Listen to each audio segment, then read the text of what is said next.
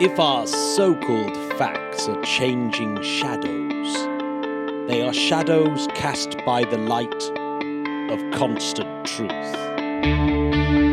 The Interplanetary Podcast. The exploration of space for the benefit of all mankind. Your hosts here in London, Matthew Russell and Jamie Franklin. Oh yeah, baby, Eddington. Sir Arthur Stanley Eddington. Wow. I would go as far as saying that Arthur Eddington is perhaps the most underrated physicist of all time. I'm going to echo your words, Matthew. And I tell you what, facts are very important at the moment with both the UK and the US governments. What would you say about that? I think this is a very, very subtle quote. It sort of talks about how people don't understand science because they think, oh, well, that's not what the scientists said last time. It's like, no, what scientists say are ever-changing shadows, but the shadow is at least cast by the light of a constant truth. It's rather lovely. He says so many that are so cool. It's a humdinger. Jamie, this is the 150th day of the year. Oh my goodness, I don't know what to do with that fact. Well, 29th of May.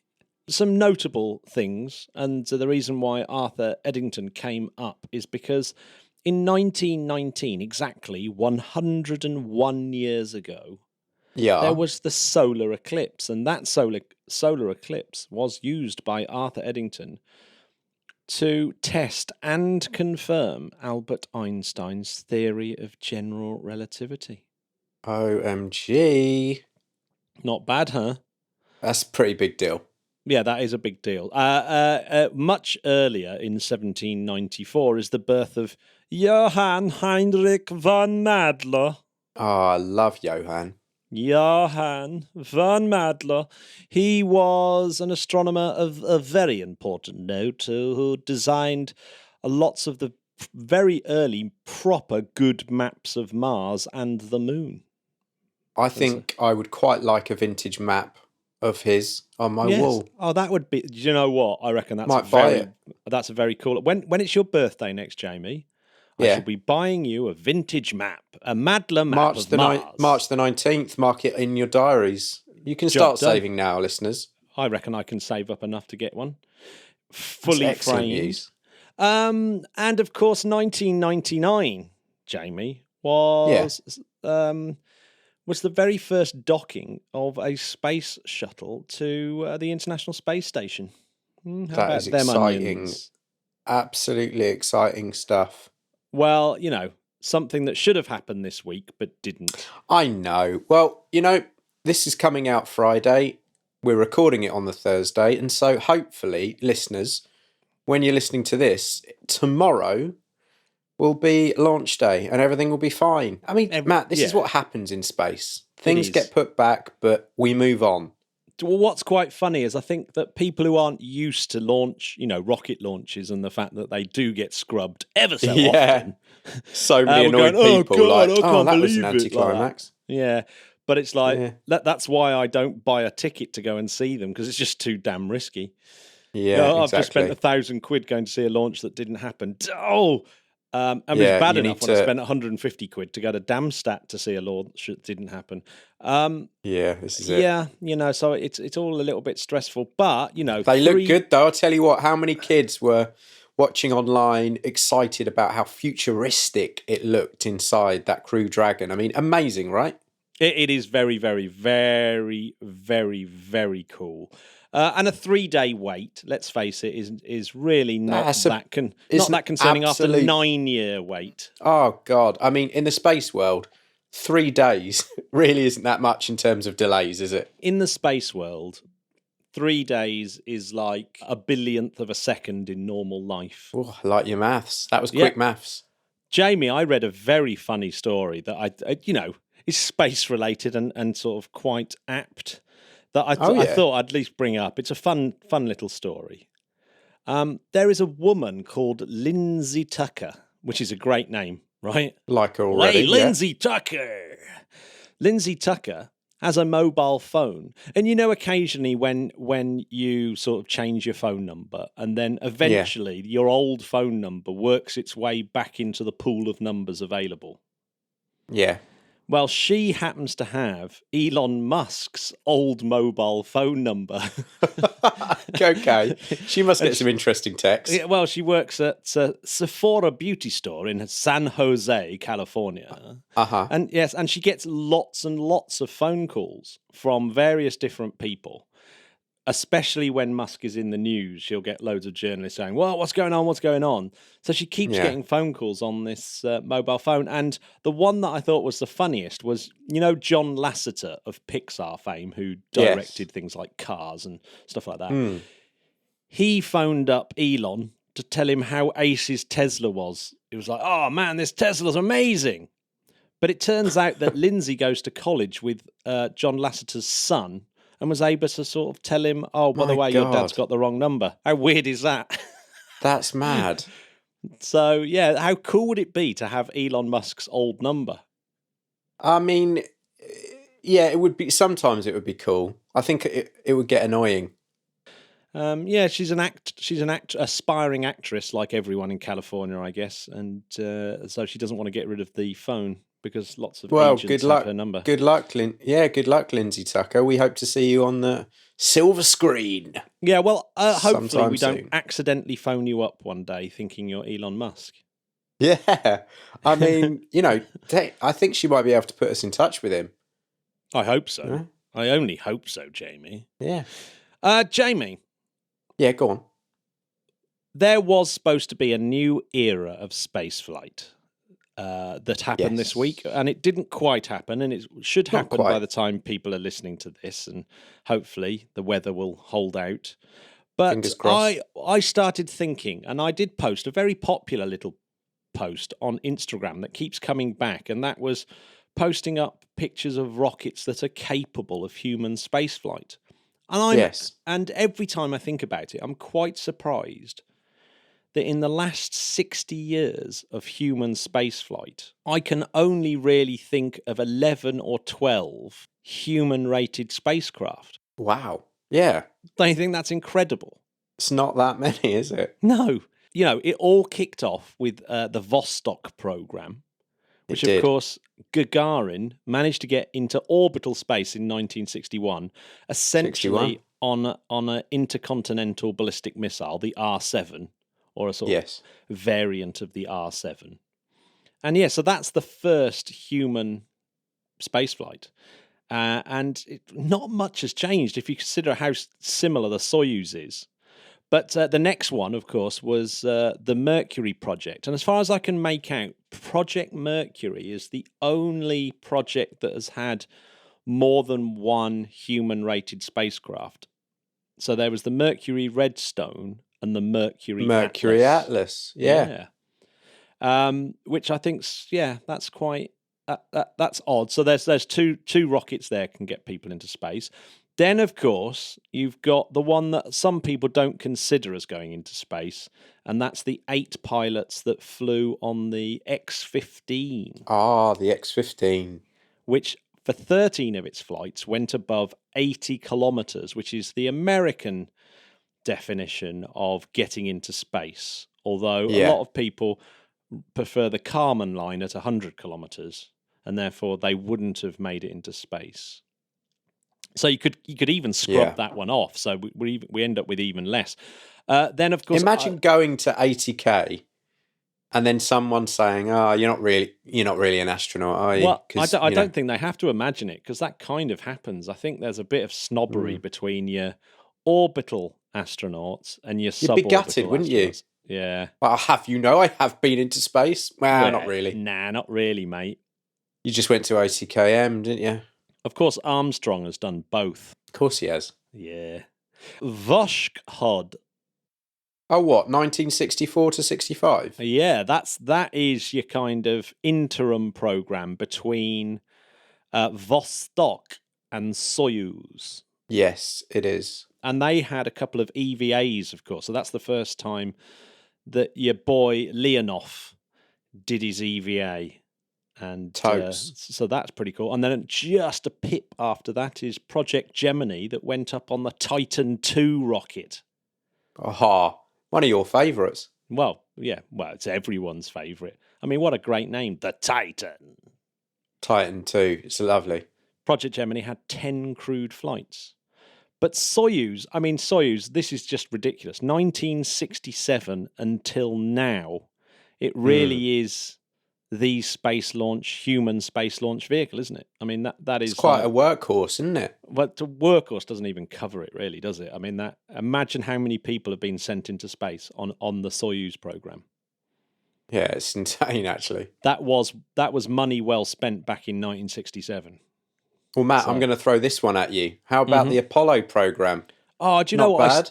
No, I slightly lied. I slightly lied, didn't I? Because I suppose the Apollo program has 2 rockets as well, the Saturn V and the Saturn 1B. Oh, yes. Yeah, so the Saturn 1B was used for a couple, and Saturn V, of course, was obviously your big boy that got people to the moon. What a lad. Well, if you think about it, it's the only vehicle ever to send people into deep space. Yes. Rather than just low Earth orbit. Yes, absolutely. So really, it's the only proper spacecraft. Space shuttle, of course, that was a big one. That got a lot of people into space. The Chinese have had the Shenzhou program, which in 2003 lofted old Yang Liwei into orbit. And of course, that was the much forgotten. If you said name a human-rated spacecraft, I doubt many people would say the Long March 2F. No. But it's there. It's there. It's one of the. It's up there. It's on the list. Well, right now, it's only that and Soyuz that are kind of currently flying human-rated spacraft. So it's quite funny. Every time you say Soyuz, it makes me hungry. It sounds like some kind of sort of lovely sauce that you'd put over noodles. I've bought some nori seaweed to make sushi later on. Get your California roll on. Did you know that nori seaweed was rescued by an English woman who has? Yeah. If you look at the history of, basically, she saved sushi because she discovered why it was dying out, and they celebrate her in Japan every year. But we've never heard of her over here. But she's a massive celebrity. This English woman. I don't even know her name. But in Japan, they certainly do. We need to find out. That's incredible. So next week's show, we will reveal the name of the woman that saved sushi. Name. Yes, it's a marvelous little fact, that one. Incredible. And since then, really, since like the 90s development, we've had Spaceship One, which just about scraped space with a pilot in 2004, and of course, let me guess, Matthew, Spaceship Two. Yep. And so there, that made it in 2018, of course, and marking the end of Shuttle Gap. Yeah, and of course, in February the 22nd, 2019, or Loretta's birthday, as I know it, was when a Scottish person became the first Scot to get into space under the American definition. So, not many people spotted that at the time, and not even I. Really, I only spotted it at the end of the year when I was talking to Helen Sharman about it. Oh, you drop a clanger or two. I did, yes, well, I'll tell you what, Matt. We've spoken about the past. Mm-hmm. Why not speak about the future? Should we look at some upcoming in the next few years? Well, yes. In the next few days, perhaps. Almost certainly we're going to be seeing Dragon 2, which has been a project going since 2010. Yeah. So Falcon 9 will be added to the list of about, really, 7 or 8 rockets that have ever gone into space carrying humans to go orbital. That's right. Yeah, so that's going to be, I mean, it is a big deal, isn't it, really? It really is exciting. Yeah. And like we said, it's got the worm with the return burn. Yeah, this is it. which I might get a T-shirt, the worm with the return burn. Once I this think is all we over. can trademark that. Yeah, totally. Yeah, big time. And then we've got CST 100, the Starliner, which really should have beaten Dragon 2 to this landmark, but Should have unfortunately, due to very dodgy computer programming, it really hasn't, and it's been a bit of a fiasco. Of course, that heritage launches on an Atlas V rocket, and of course it was an Atlas that took Project Mercury up. So, although Big time. all these Atlas versions of Atlas, they change so much, I don't see why they're even called the same thing.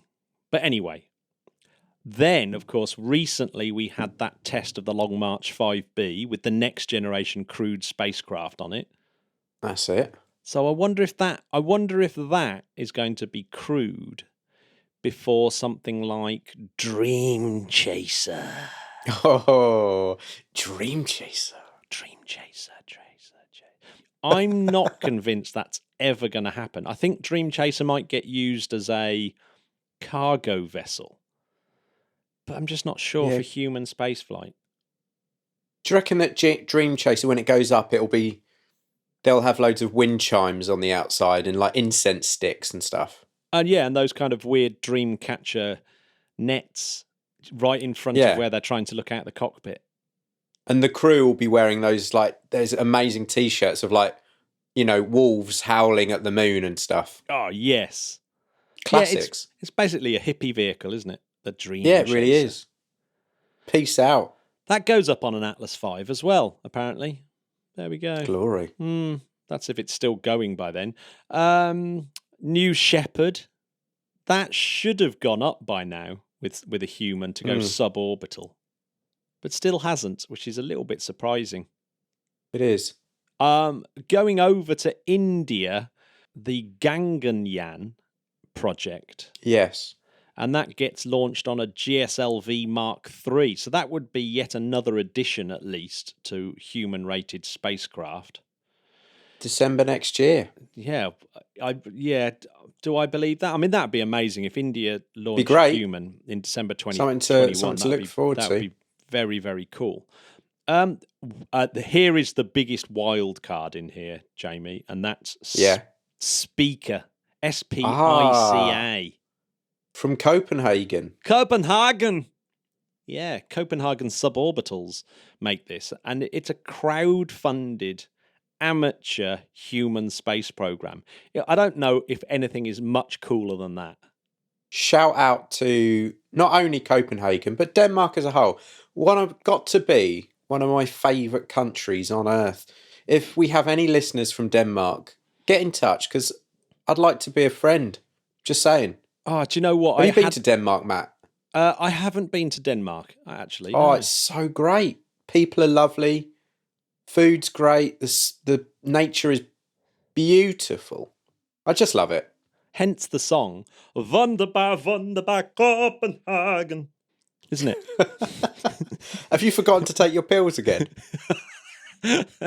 Are your men on the right pills? To quote Flash Gordon. Oh, dear. Awesome. Yeah. Then, of course, there's the Federation, which is supposed to be the replacement, really, I guess is the Russian equivalent of Orion.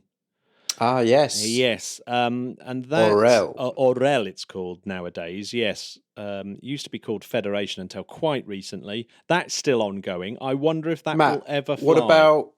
What about New Glenn? Yeah. That's a bit of a wild card as well. New Glenn should be capable of human spaceflight, but whether it ever will be, I don't know. Maybe it will. Maybe it will. Now here's one for you. Starship. I mean, come on. What a beauty. Let's face it, that is awesome. If Starship happens, it really is game changing. I can't even conceive just how big a deal it will be. It will really change everything. Yes. But there is big buts on that. I think we need to be a little bit more sober about it at times. I like big butts, and I cannot lie. I know. It makes the rocking world go round. Yeah, that it does. Iranian crewed spaceship. Oh, yeah. That is surely the most dangerous, being Iran's unbelievably poor record at launching anything. Yeah. So, yes, that I believe that's actually been shut down now, so that's not very likely. Well, Matt, let's not forget Artemis. last but not least, SLS and Orion, of course, yes. That's a big one. Should actually happen in the next few years, that we get to see We hope so. humans lofted into space on one of the most powerful rockets ever built. Yeah, big time. But yeah. But Jamie, shall we spare a thought for all those projects that have almost happened but didn't? Hang on, let me just light my candle. Okay, I'm ready. You ready? These are the abandoned human spacecraft. And really, I think one of the ones that deserves a mention here, more than anything, is the Mega Rock.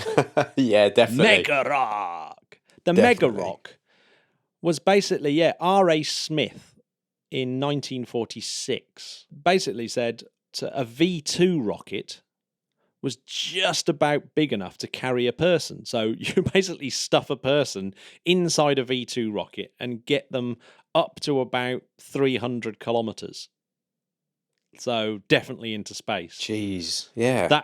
It'd be pretty scary, I reckon. Little bit. But hey, that could have been Britain getting the first man in space. How history would be very different. It would be. If it had been someone like, Johnny Smith from the RAF instead of Yuri Gagarin. Yeah. Being the first man in space. Yeah, wow. totally. Yeah. Armstrong was actually part of a program called Man in Space Soonest that was supposed to launch on a Thor rocket. I love how layman it is. Man in Space Soonest project. Oh, God. It does sound like they were in a bit of a rush. Yeah, what are we going to call I mean? it? So good.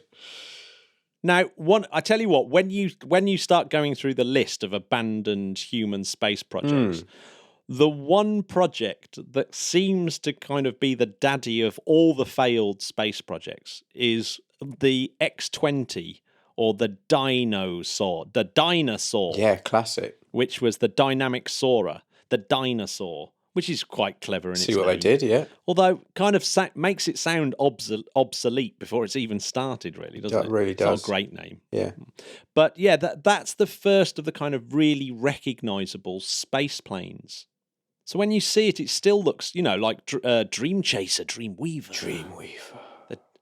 The dinosaur is definitely up there as the kind of daddy of them all. And it was supposed to be, a military plane for dropping bombs and doing reconnaissance missions. Matt, let me ask you, do you like mods? Mods? Yeah, manned orbital development systems. I do like manned orbital development systems. Oh, there we go. Big fan myself. I think that replaced Dinosaur, didn't it? The mods. Yeah, big time, yeah. Mods replaced, yes. And moles, the manned orbiting laboratory. I mean, the manned orbiting laboratory and the similar Soviet orbital space station, which was, one was basically both where they were trying to have a bunch of soldiers up in space ready to deploy at any point. Yeah.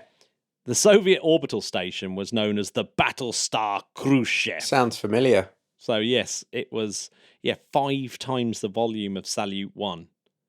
God damn. And a nuclear-armed space station. God, that would have been a scary proposition. Imagine that. Every time it flew over, you see and go, oh my God, there's a bunch of maniacs up in Don't press the red button. Yeah, don't go mad on the space station and press the red button. Yeah, should we have some vodka tonight, lads? Yeah, better not.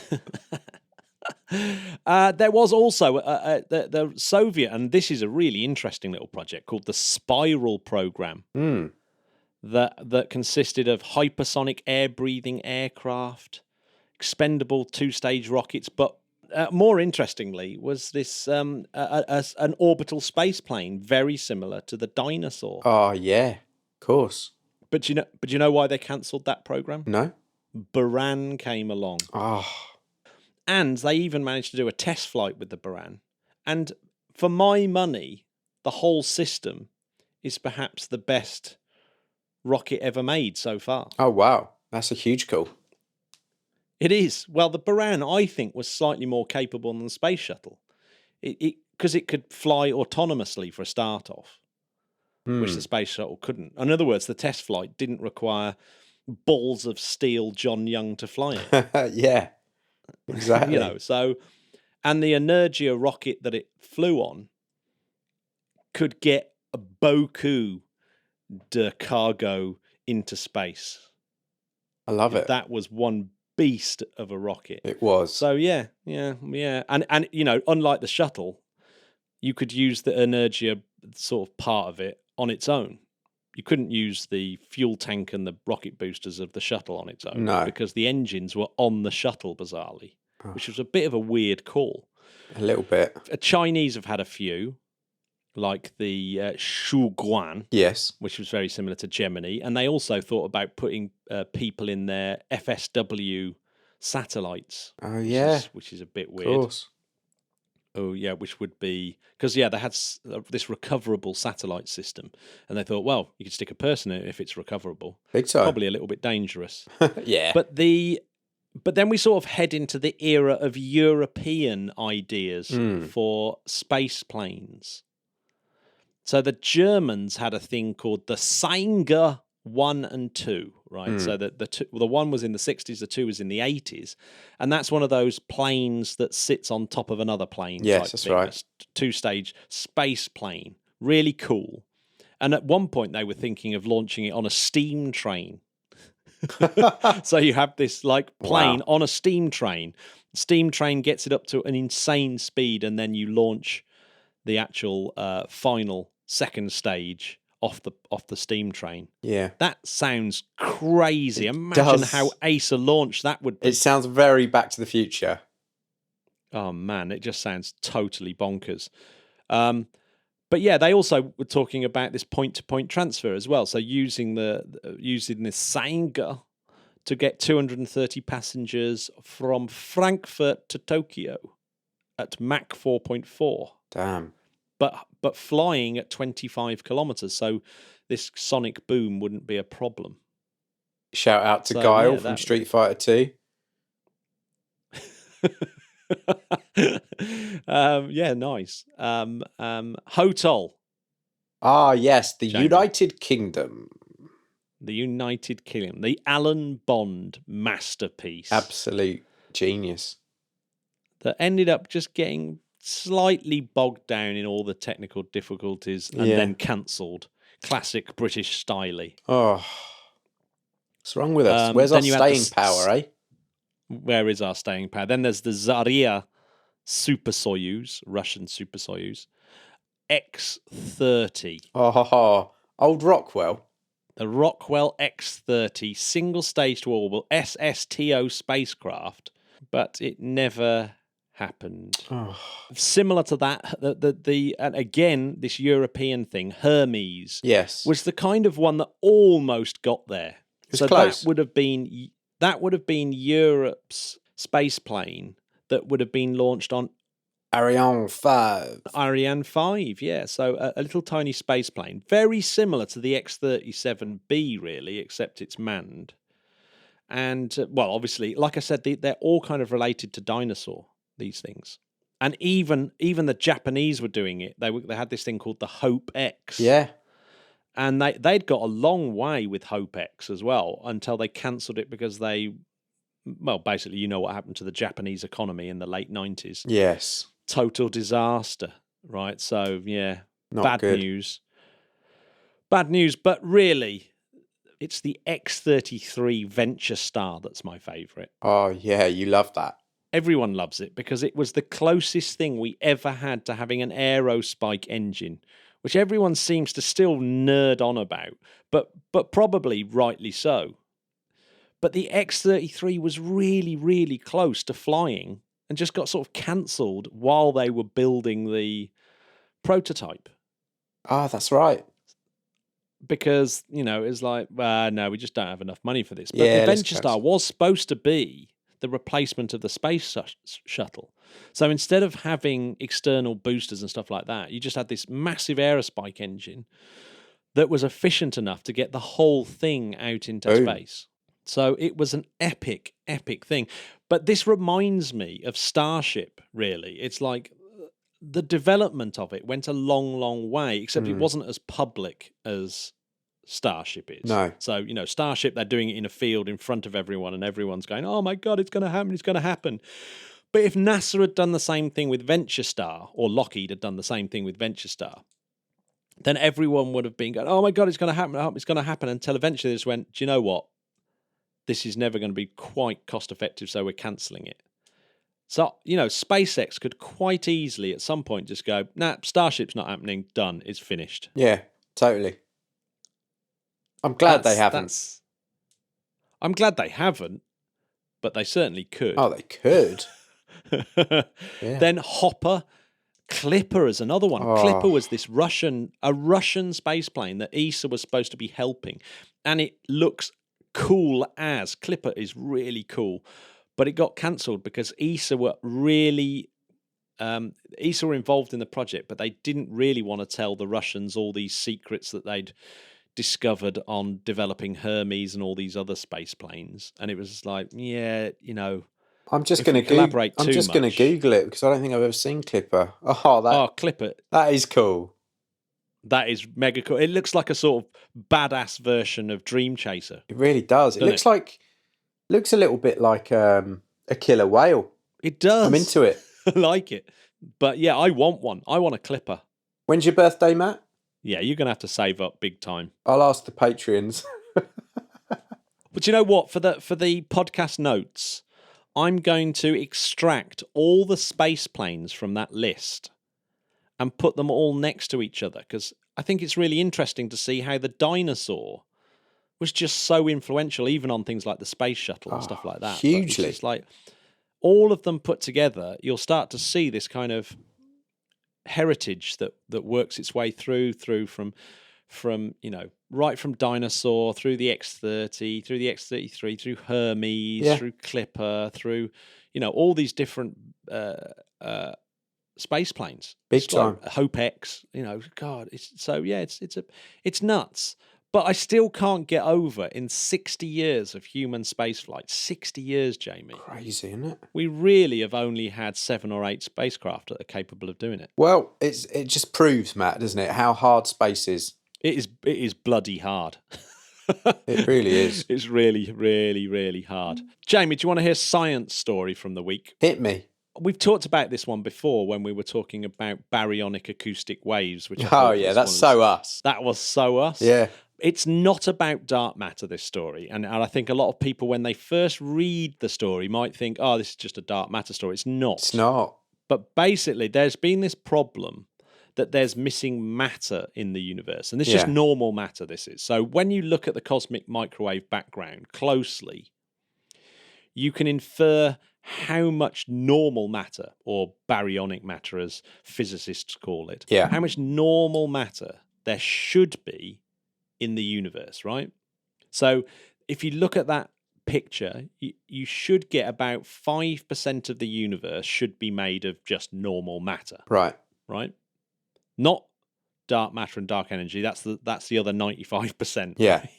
That we don't know what it is, which is a tad embarrassing. It is, isn't it? So, but not only can you look at the cosmic microwave background, you can also look at Big Bang, the theory of Big Bang nucleosynthesis, and it gives you this same answer that 5% of the universe should be matter.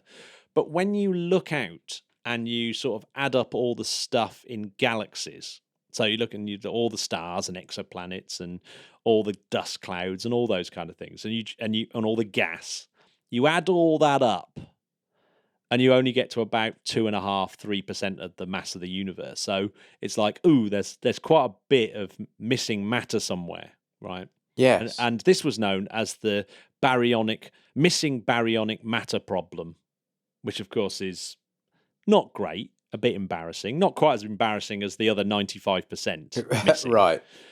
Right. So where's all that stuff gone? But in 2017, astronomers began to become a lot more convinced that this missing matter was actually in these very tenuous, hot strands of matter that stretch between the galaxies, these kind of filaments of a spider web. And they started looking really closely at the CMB and were able to find the shadow or dim patches that this spider web would give in the CMB. That's right. And once they looked really closely, it gave the right answer, that yes, indeed, here was the missing matter. However, there's quite a lot of room for inaccuracy in these figures. We're talking about these pictures that are so sensitive that you have pretty big error bars on them. So there's still a bit of wiggle room that it's wrong. Uh-huh. But a paper that came out this week in Nature called A Census of Baryons in the Universe from Localized, and here's my favourite bit, Fast Radio Bursts. Fast Radio Bursts to the rescue, Jamie. I tell you what, they just always come to the rescue. Yeah. Well, so fast radio bursts, we've talked about these before, FRBs, very mysterious things that no one knows really what's causing them. Well, it's definitely aliens trying to contact us. That's what the papers say. Yeah, so it might be just aliens with a very bright torch. Yeah. That only lasts for a very, very, very, very short Yeah, it's like, look, they know period. Morse code too. Well, it might be. Maybe these FRBs are aliens. Unlikely, though. Unlikely, because they're coming from lots of different places. Yeah. And they're all very similar, and unless all these aliens have similar technology, then it's unlikely. But here's the incredible thing. Imagine these fast radio bursts are like torches that shine a light right the way through intergalactic space. Yeah. Well, this is the theory that J.P. McCart of the International Centre for Radio Astronomy Research in Australia and his co-author, Xavier Prochanska of the University of California. Oh, yes. Yeah. They've examined 5 of these FRBs that come from known galaxies. So they've been able to trace these FRBs back to particular galaxies, and so they know where these FRBs have come from. And that's pretty rare to know where FRBs come from and track them down to their host galaxies. They've been all found by the Australian Square Kilometre Array Pathfinder, or ASCAP. Oh, yes. And if you look at the light that's coming off these FRB flashes of sort of torchlight beaming across the galaxy, if you look very closely, you can sense the time delay of various frequencies. So the purple light will arrive ever so quicker than the sort of other light colours in the spectrum. This is it. And the sensitivity of this array has been able to say, yes, some parts of the light spectrum have been arriving sooner than other parts. And so this is how the paper describes it. It says the technique determines the electron column density along each line of sight and accounts for every ionized baryon on the way. So as the light passes through, and I'm going to say insanely sparse intergalactic medium, it changes. It changes depending on the amount of matter that it's had to sort of go through. And the detector is sensitive enough to pick that up. And so, because the astronomers know the redshift of each of these galaxies and how far away they are, they've been able to infer how much matter is in between the galaxy and Earth from these FRBs. And the measurement is pretty spot on for the missing mass again. So it adds hugely to the consensus now that this missing baryonic matter is in between the galaxies, in these filaments of hot gas in between the galaxies, which is just insane, isn't it? Really is. My God.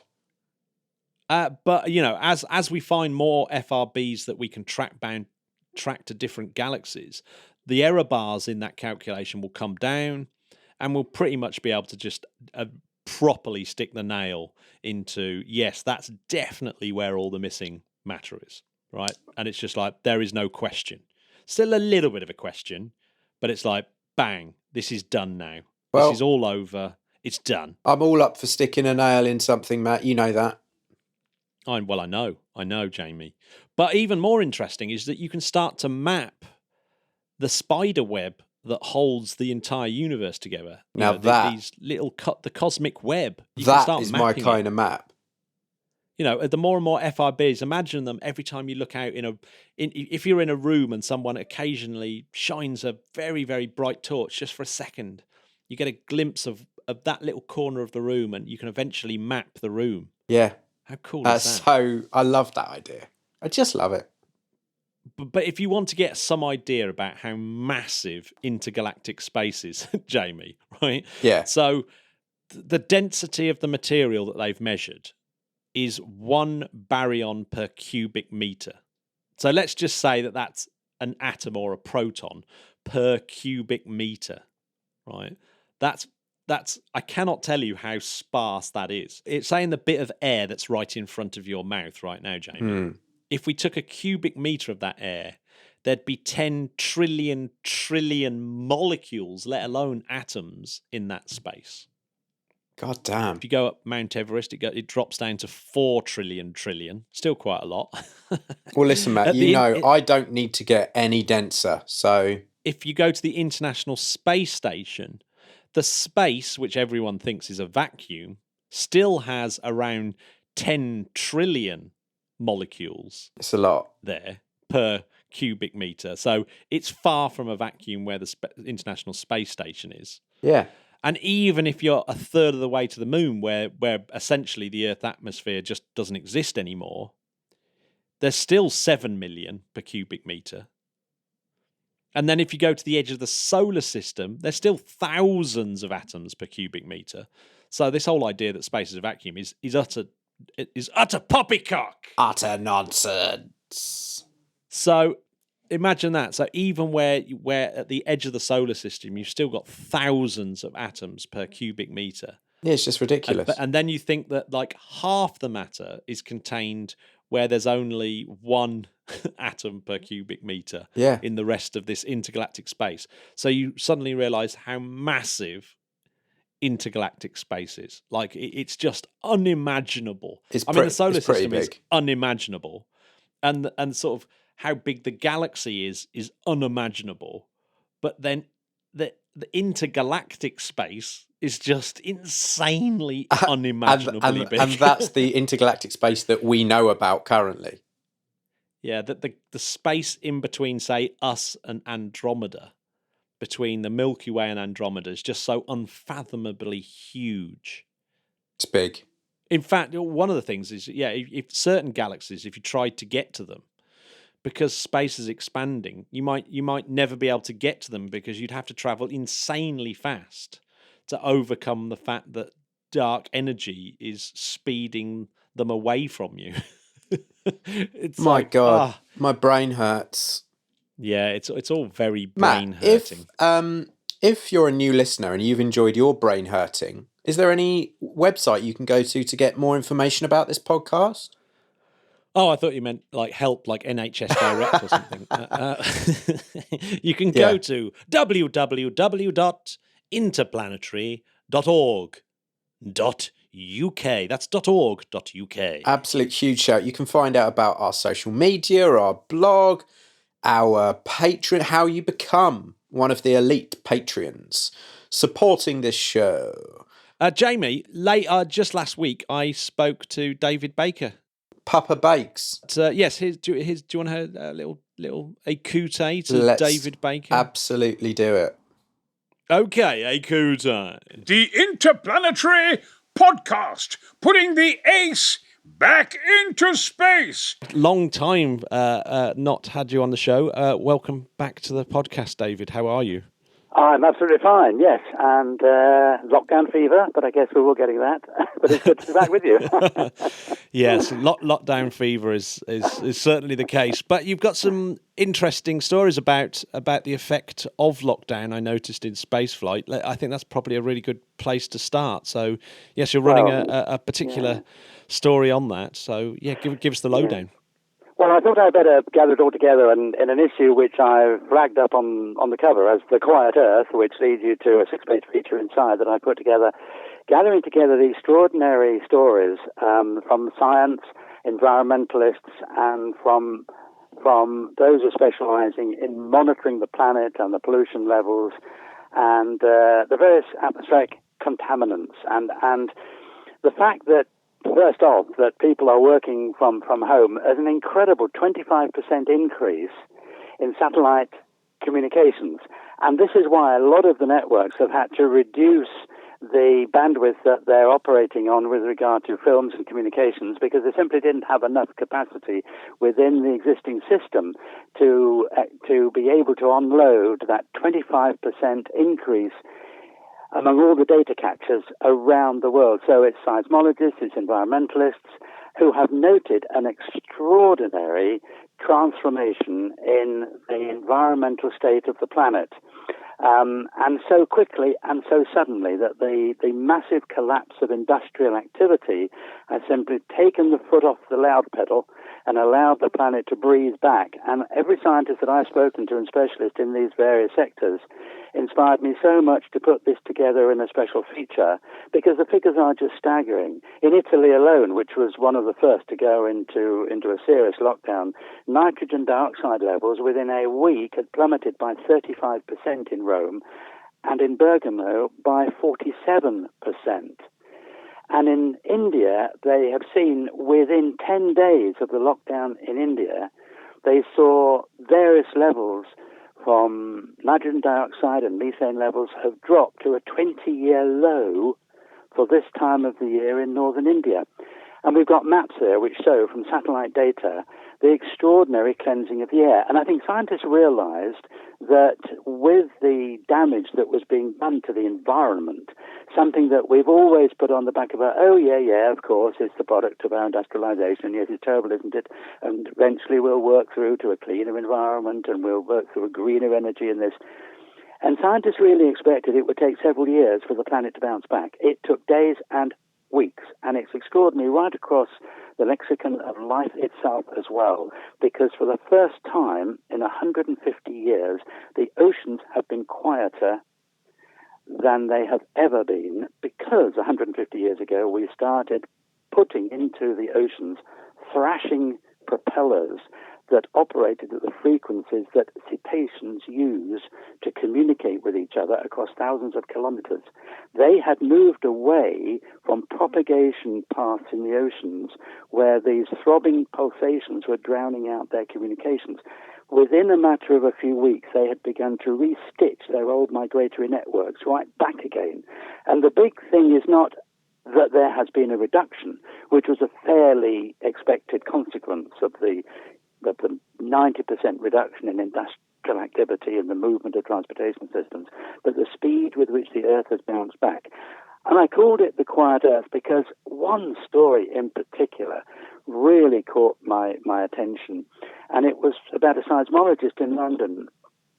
Paula Kohlmeyer is actually monitoring as a seismologist from working at home.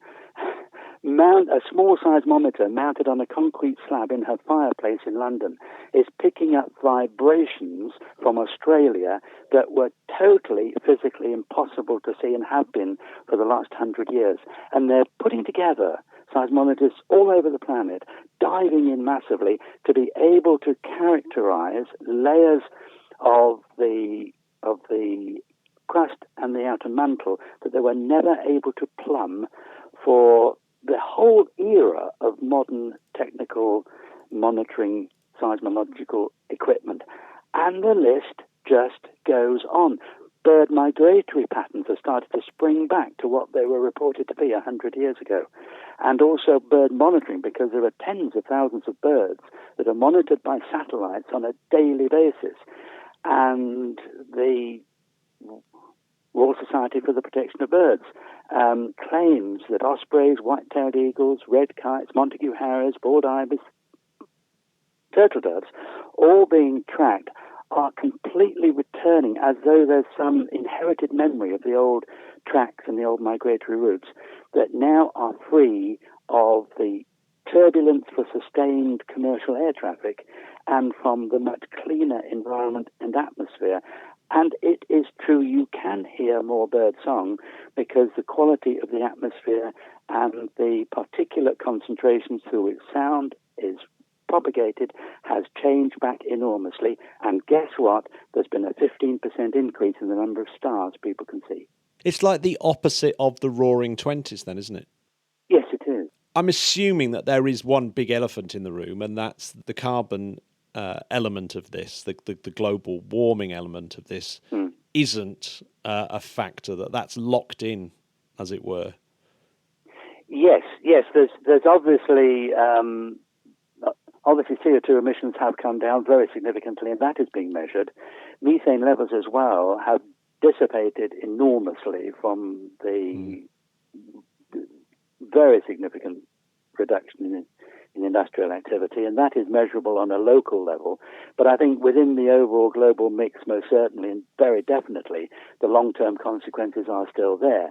There are immediate bounce-back models, which I think are good analogues for how we could get the planet back to something that's more sustainable were we to treat this as a tremendous opportunity. And I see this. I mean, every challenge and every crisis is an opportunity for change. And I don't see it as negative. It's tragic and undeniably depressing, the number of people who have died as a result of this awful virus. But we can't change that now. The moment it slips 1 second into the past, we can't change it. So why focus all our attention on the morbid catastrophes that have afflicted humankind? Because as humans on this planet, we think collectively for the welfare of others. We should do, and we do in general, in the main. That's why we are concerned. That's why we are traumatized at some levels by the appalling loss of life. But it is an opportunity not to wallow in our own negativity, but to say, well, this is one enormous great lesson and a window on how quickly we could make things happen if we took this crisis as a challenge and found a fast solution by knitting it together and stitching it permanently with environmental concerns and really putting it up there as number one. And the space program has an enormous role to play in that.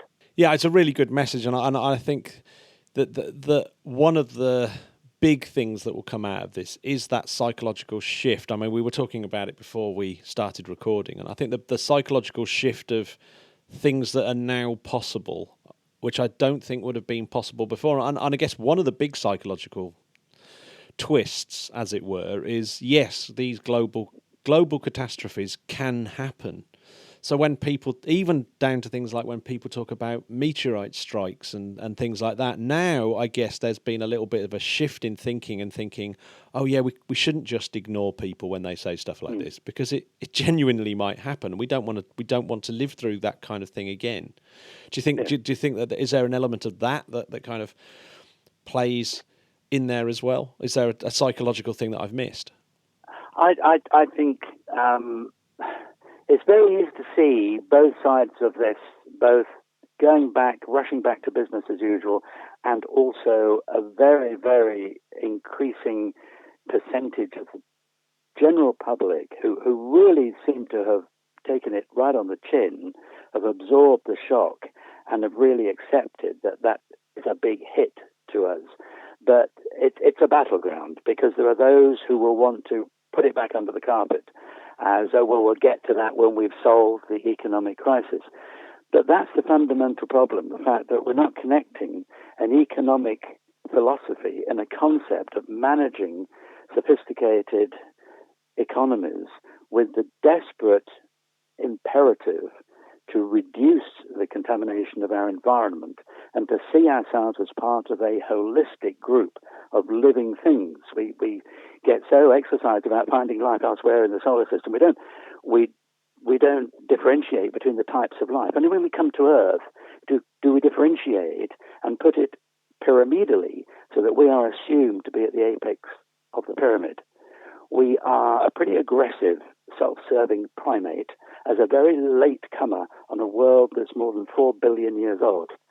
And I feel it's a philosophical issue as well that should be embedded within our whole strategies and our whole concept, that we coexist with a vast range of living things on this planet, but we're not at the top of any pyramid. And that is only because of our aggressive ability to subjugate other living things as part of the trammeling process which we feel is essential to fuel what we term an industrial and growth society. Growth is essential, But it does not have to be at the price of our own future and those of our children's future. There's much more intelligence required here to be able to understand the holistic approach about an Earth which is a simple, single organic structure without pyramids and without priorities other than an equitable balance of living things on this planet. Because we're continually learning, aren't we? And we're continually being amazed by specialists in various fields how important the insectoria is to our agrarian activities, to agriculture, to food production. And whether you go down the road of meat eating or vegetarianism, they're both equally injurious on the environment in various ways. So we need to manage things more effectively and more intelligently. And it's been said so many times, we need to work smarter rather than harder. So that's my view. But I think it's divided. I think there's a battleground coming between those who want to, again, put the blinkers on and those who also feel, my God, this is a great big wake-up call. We cannot go back to business as usual. No, and I suppose the upcoming American election is going to be a pretty pivotal moment in all that, I would imagine. I think so. I think so. And I think on this business of sustainability as well, another thing that worries me is the way the current Trump administration is changing the law on access to extraterrestrial resources as well, with regard to the change in the 1979 Moon Agreement, which Trump has signed into law. This is something which also I highlighted in the current issue of Spaceflight, in that he sees it. He sees the acquisition, and to quote the exact words, which I'm reading to as I speak to here, Americans should have the right to engage in the commercial exploration, recovery, and use of resources in outer space. And that has brought a deep level of concern across many ESA countries who feel that this move toward deep space mining is being politicized to an extent that the rush for resources, which has done so much damage when done without intelligent thinking, rather than rushing straight for the Klondike solution, the gold rush solution, is that we will end up politicizing outer space, not through necessarily territorial boundaries being claimed, but perhaps through the domination at national level of certain expeditionary claims on various asteroids, locations on the moon. And there's no doubt the Trump administration is very, very deeply concerned about long-term plans that the Chinese have for these areas. And are the Chinese going to be any more intelligently focused on the need for equitable access on an almost United Nations level for any resources that do come from the solar system, or are we going to go back again to using outer space as a territorial stomping ground, the new Wild West of the new age of a 21st century industrial revolution in space? Yeah, that's...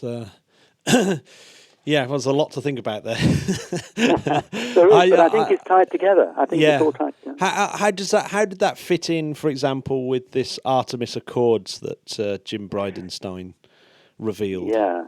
Well, it's interesting that there are three programs which are happening simultaneously within Artemis and the Gateway. That there is the demonstration flight, and it's interesting that now we've morphed Artemis 3, the first landing that Trump wants by 2024. That is the demonstration flight, and that the sustainable operations will come from 2028. And in order to fast track the hardware preparation for that hoped-for landing in 2024, which very few within the program really do feel is achievable, so much is being cleared out of the way, and the commercial world of launch vehicle providers is stepping in robustly to take charge of delivering elements for both surface exploration and for the Gateway. And the Gateway has been moved to one side. It's no longer on the critical path to getting on the moon. So the Gateway is now excluded from any access during the demonstration mission. So the first tranche of Artemis is to get on the moon by 2024 and achieve the political goal, just as Apollo 11 achieved the political goal of the Kennedy administration. But whereas we were all hoping for a follow-on and sustainable presence on the moon in Apollo, that was denied by the collapse of the budget and the fact that the American public turned away from the been there, got the T-shirt mentality, why should we keep going back? And now we're hoping that the political structure that prevails over the next few years, despite elections or whatever, will allow a sustainable investment in habitats and bases on the surface of the moon. And those are now being planned and defined in that more protracted, sustainable component. But the gateway, as we're all very aware, the human spaceflight boss, NASA's Artemis moon boss, resigned because of the fact that he cooperated a little too energetically with one of the companies, not for any personal gain, not for any gratuitous advantage he had himself, but simply to try to fast track and to get as much help to a contractor. But he stepped outside the zones of acceptability to civil service administrations and divulged materials and helped them with information to one of the contractors, which perhaps we can't name because neither NASA nor this company involved has made a statement to that effect. But before Lovero went, he decided that they're looking around at commercial launch vehicles to launch all the components of the Gateway. Previously, the bulky components of the Gateway, which are two particularly important elements, and that is the power and propulsion element, the PPE, where we heard that acronym before, and the habitation and logistics outpost, HALO. And those were to have been launched separately as autonomously operating vehicles, launched separately, one after the other, into a highly elliptical orbit with a period of 14 days and a periapsis of 1,600 kilometers, and then rendezvoused together and docked together, much like we were used to seeing with the Russian space stations up to and including Mir, where the Russians maximized and majored on autonomous rendezvous and docking operations. And they were to have been launched separately and docked automatically together, and then all the plumbing and the leads and the conduits would have had to have been brought together automatically or put in place by a human visit by an Orion spacecraft or whatever. But the inability to launch the two together was that it would have required an SLS for which there is no availability, because SLSs 1, 2, and 3 will be supporting the Artemis landing. But to parallel in sequence and these two elements to get the Gateway up and running before the first initial landing, there was this concern about having two elements of the Gateway, two launch vehicles, a highly complex operation around lunar orbit. So Lovero, who had come recently from the defense space sector in Washington at the Pentagon, knew that as part of the contract for some classified Defense Department payload that the Falcon Heavy was contracted to lift, there was a supersized, oversized payload shroud already in development. Lovero contacted his former buddies in the Pentagon and said, "Can we have one of those, please?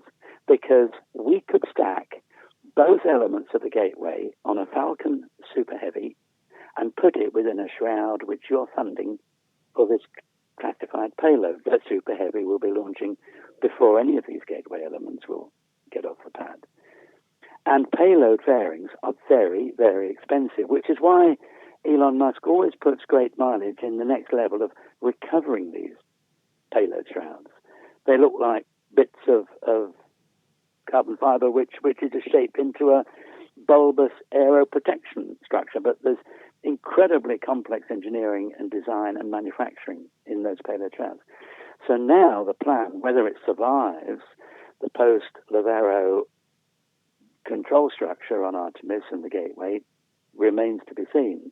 But it seems an incredibly fast-track solution by using this defense payload shroud, which was not known within NASA, because NASA doesn't talk to a lot of the classified defense programs underway. So here was this shroud available, and lo and behold, it's big enough, goodness knows what size this defense payload is, to contain both the docked components. So essentially, it's a little bit like the old Skylab wet launch or dry launch. Can you remember back in the day when Skylab was to be launched, to put itself up into orbit and then have to have a crew to fit it all out?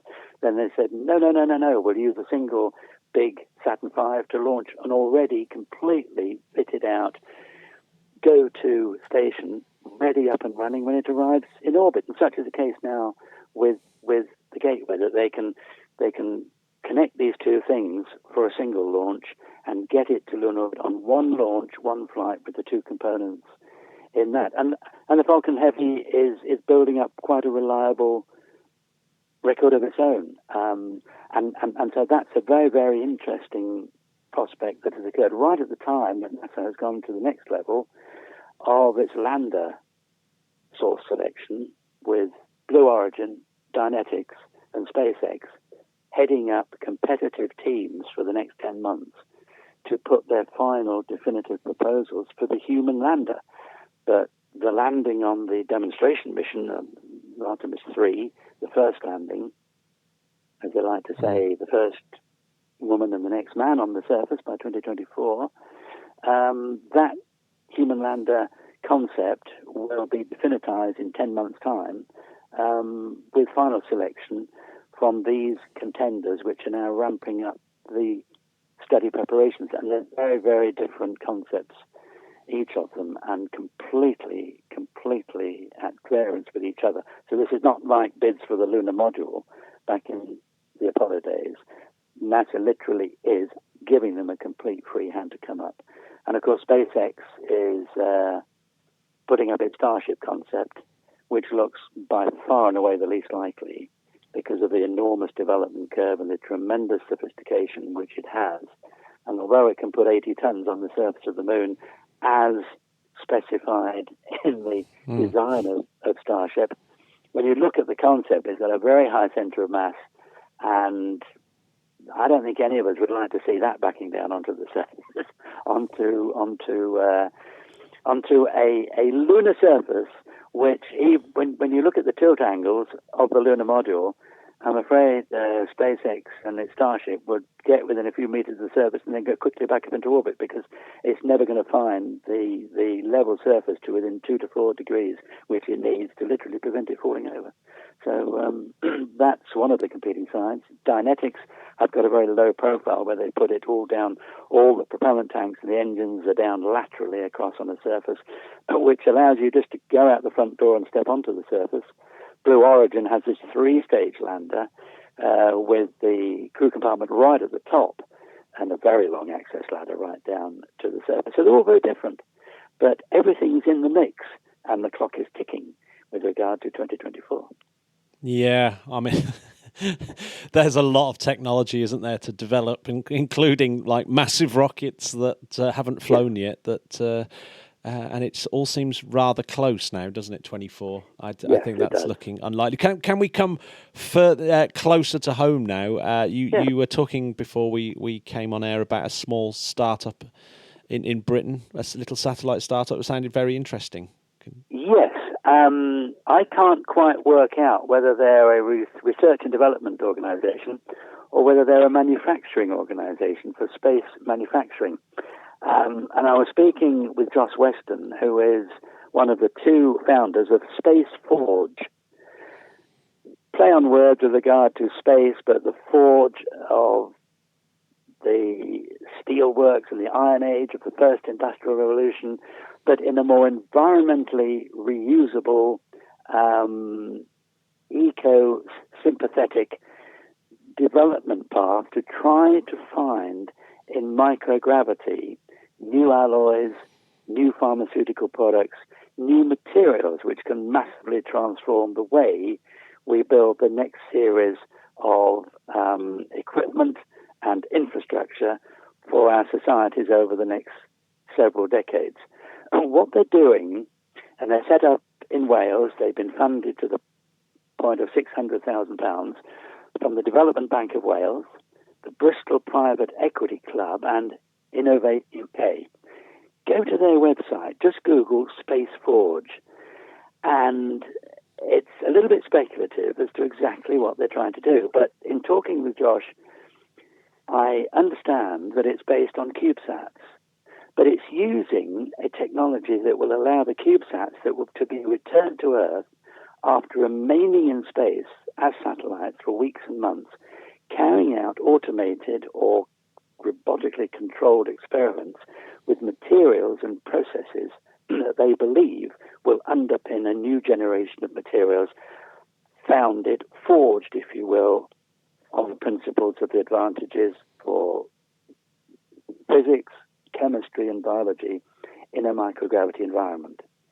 Now, I posed to Josh whether he was not 45 years too late, because that's exactly the kind of things that were being publicized by a whole tranche of companies in the first space commercial revolution of the 1970s, when companies like Microgravity Research Associates, MRA, the EOS team, which was working on new pharmaceutical products from space, EOS being the acronym for Electrophoresis Operations in Space, McDonnell Douglas, as it was then, with Johnson & Johnson, the pharmaceutical company in Switzerland.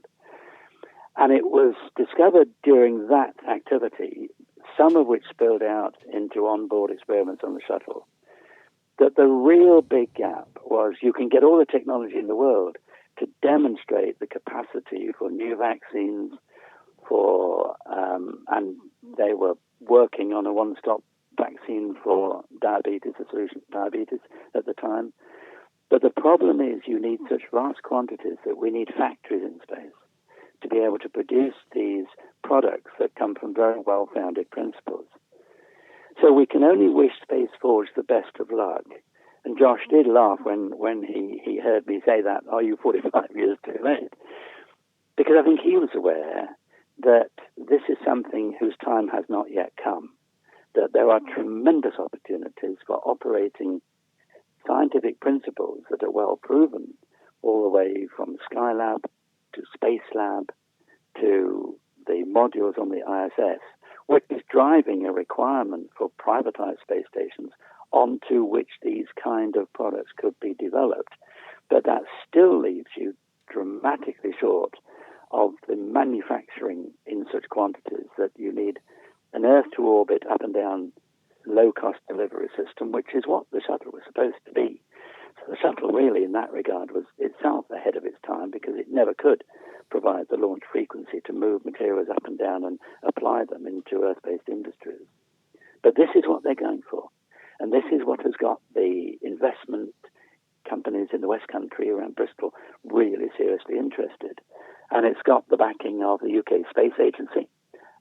Josh used to work with the UK Space Agency, so obviously they were very aware of what he had been proselytizing and trying to encourage the Space Agency to push much further, which is the use of exotic materials fabricated in a microgravity environment for doing many of the processes which are very toxic heavy as we're using them on the surface of the Earth. But they're driven by the whole need to reduce carbon footprints, to reduce toxicity levels in manufacturing processes, and to find a range of products that can work. And he's doing it through coupled CubeSat technologies. But the breakthrough in this is that they're using the kind of capsule recovery that early spy satellites used in the Discoverer series and the Keyhole series, the later Keyhole series, the Cage-9, where what were called buckets were returned to Earth, and that because it has low mass, the heat protection, because the inertia is going to, it's obviously you're going to come back at the same velocity, but you're going to place the thermal protection chemistry within the purview of existing off-the-shelf materials to bring these things back. So a simple very small retro thruster on a cluster of existing off-the-shelf CubeSats. So he's marrying up the kind of things that we do very good in this country, entrepreneurial, out-of-the-box thinking. So he's taking CubeSats which exist, recovery processes for very, very small devices, they exist, and he wants to launch it on British rockets.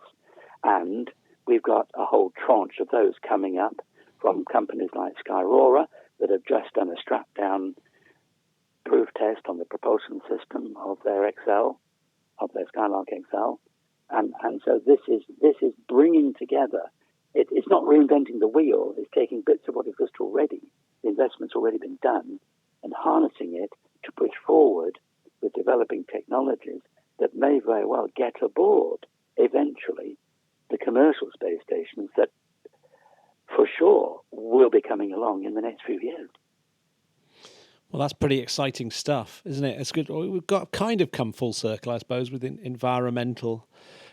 slightly more environmentally friendly and futuristic space missions that seem a lot more sustainable than quite a lot of other space missions.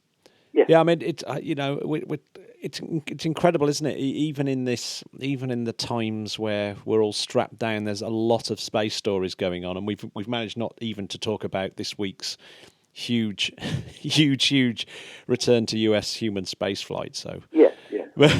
But we'll have done that one to death, so that's fine. I'm going to have to wrap this up, David. It's going to be a short one for us, unfortunately, okay. But it's still quite a long one. But thank you very much for coming on. There's some really great things to think about there. I'll definitely look up the Space Forge. That looks really interesting. Yes, thank you, and good talking to you. There you go, Jamie. Well, incredible David stuff Baker. as usual from Mr. Baker. Thank you very much. What are you up to this weekend, Matt? I don't know, Jamie. I might just relax. I'm very tired at the moment. Work's been very, very difficult. Yes, it's a stressful time for everyone. Make sure you relax, and maybe why don't you have a nice soak in the bathtub, put some candles on, stick on some Luther Vandross, maybe. Oh, what do you think about that? Luther Vandross, or maybe some Pat Metheny. Oh, come on. With Jaco Pastorius on bass. Oh, what a bass player. Yeah, that's a bit of an understatement. Jamie, shall we let the poor Spodcats go before we start talking jazz? Let's let them go. One thing we don't ever want to do is have a jazz podcast. Oh my God, let's definitely not do that. That'd be really bad. All right, Spodcats, you have a good weekend, please. And hopefully this time next week we'll be able to talk about the new era of spaceflight. Interplanetary podcast, putting the worm back in the burn. The worm with the return burn. We need to call up Brian Blessing, get him to do a new jingle, don't we? The Interplanetary podcast, the worm with the return burn. There you go. How about that? That's it. We don't need him now. Perfect. Just pretend that was him. Yeah, exactly. Right. Shall we let them go? I guess that's it. Yeah. See you soon. Bye. Let's do it. Bye, bye, Smokers.